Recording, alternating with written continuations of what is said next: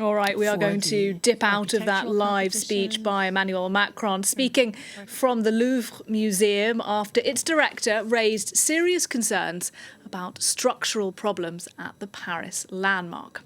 Well, among a series of changes the president has just announced, he says the Louvre will get a grand new entrance and the Mona Lisa is to be relocated. Well, let's talk a bit more about this with Olivia Salazar-Winspear from our Culture Desk. And Olivia, what did you make of what the President just had to say? Two very important announcements, as you flagged up there. New entrance and a new space for the Mona Lisa. Now, these are two things that the director of the Louvre, Laurence Descartes, had been asking for and been sort of highlighting since she arrived in 2021. Two really urgent issues, both of which were flagged up in that letter that she wrote to the Culture Minister, Reshta Dati, earlier this month. Now, the new entrance should take some of the pressure off that famous glass pyramid inaugurated in 1989, which does actually block a lot of the visitors coming in one place and isn't the most efficient way for people to enter the building. It's overcrowded. She's been pushing for better access to the building, and Emmanuel Macron's now announced that will come via an entrance closer to the Seine. He said that this will open up the museum, make it more of an open Louvre, and perhaps connect it more to Parisians, which I thought was an interesting point because it is well known for receiving a lot of foreign visitors. 80% of the people visiting the Louvre every day, every year, are from abroad. Now, the other big announcement is the space for the Mona Lisa.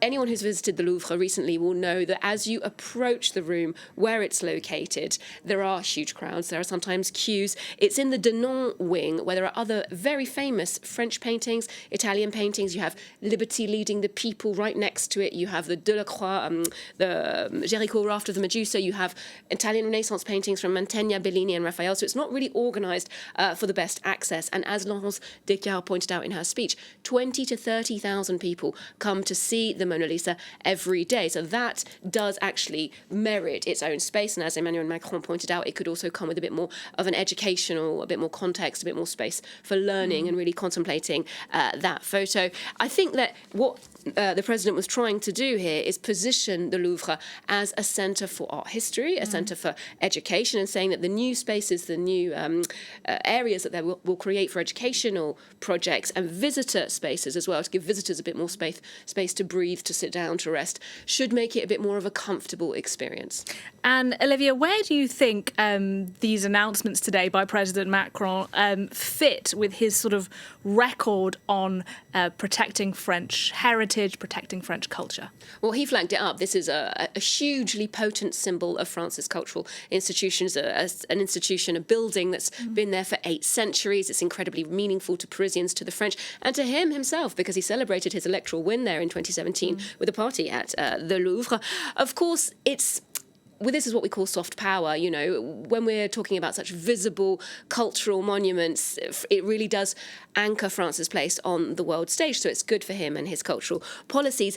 And as we saw with the renovations for Notre Dame, the Notre Dame Cathedral recently, he kept to his deadline of around 5 years for the grand reopening. It was financed by 846 million euros, including a lot of private donations there. So it was seen as a success, which makes him look good, of course. And he was very quick to point out that the financing of these new projects at the Louvre will not come from taxpayers. They will come from upping the ticket price for non-EU residents, from the museum's own funding, especially its special projects in collaboration with the Louvre Abu Dhabi, where they signed an agreement in 2017, rumoured at around 400 million euros, the deal that they have together, and then private sponsorship, so individuals or companies. So I think he was careful to say that the French taxpayer isn't paying for this. However, we do value it very, very seriously, and that he's putting art history, culture at the centre of his concerns.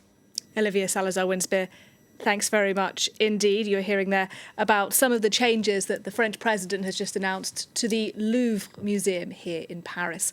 Well, we'll have more on that for you throughout the day on France 24. Time for a quick break, though. I'm back with more world news in a few minutes. Bye for now.